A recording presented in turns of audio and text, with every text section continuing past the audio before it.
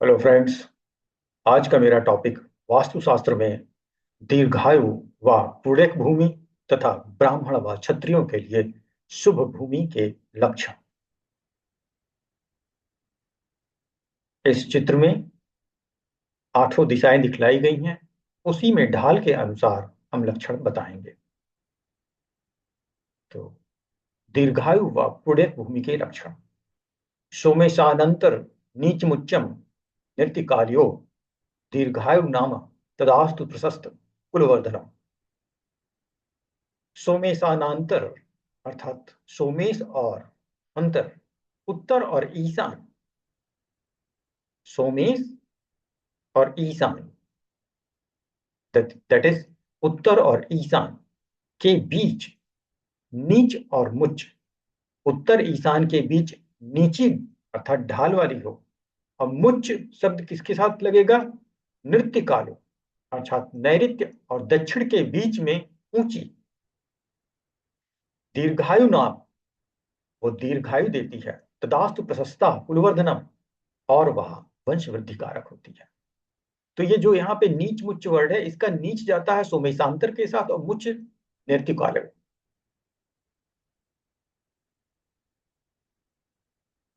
आगे ईशानेन्द्र अंतर नीच मुच्च वरु राक्षसो पुण्यगम नाम तदास्तु द्विजानाम चाशुभावहम।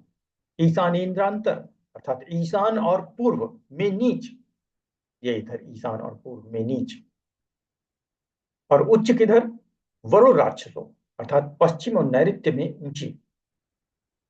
पुण्यकम पुण्यक वस्तु, नाम तदास्तु द्विजानाम अर्थात ब्राह्मण क्षत्रिय वैश्यों, च शुभावहम उनके लिए ये शुभ है। अब इनका एक साथ फल देखते हैं। दीर्घायु व पुण्यक भूमि के लक्षण व फल। उत्तर और ईशान कोण के बीच में नीची तथा नैऋत्य और दक्षिण दिशा के बीच में ऊंची भूमि को दीर्घायु वास्तु कहते हैं। यह भूमि उत्तम तथा वंश वृद्धि कारक होती है। ऐसा इसलिए कहा गया क्योंकि जो जमीन उत्तर ईशान कोण के बीच में नीची होगी, उसके जस्ट अपोजिट नैऋत्य और दक्षिण में जरूर वो ऊंची हो, तभी तो वो उधर नीची हुई।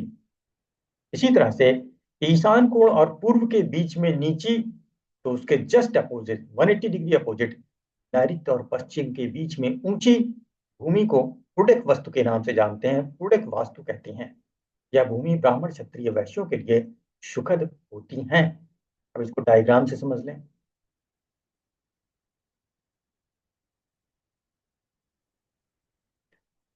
तो जो जमीन उत्तर ईशान या ईशान उत्तर की तरफ नीची होती, तो उसका जस्ट अपोजिट नैऋत्य और दक्षिण में ऊंची, ये शुभ है।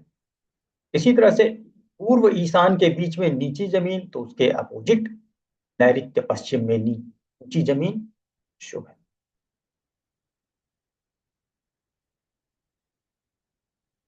नेक्स्ट श्लोक। ब्राह्मण व क्षत्रियों के लिए शुभ भूमि के लक्षण।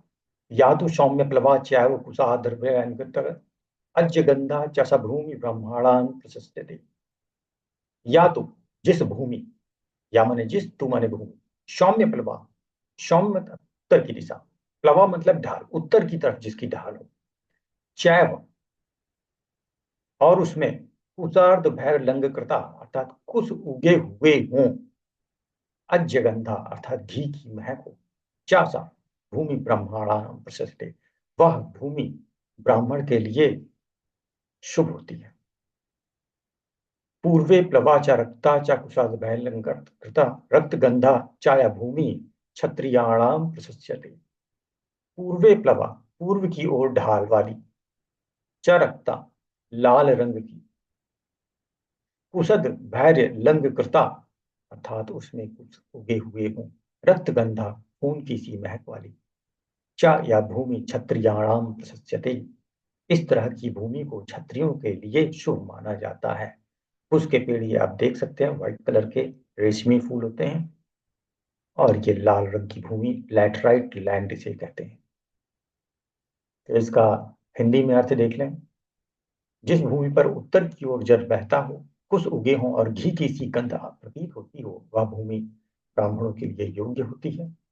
और जिस पर पूर्व की ओर जल बहता हो, मिट्टी का रंग लाल हो, फुस उगे हुए हों तथा रक्त की सी गंधाती हो, वह भूमि क्षत्रियों के लिए लाभकारी होती है।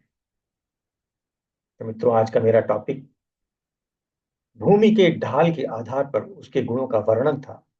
पसंद आया हो लाइक करें, सब्सक्राइब करें। धन्यवाद।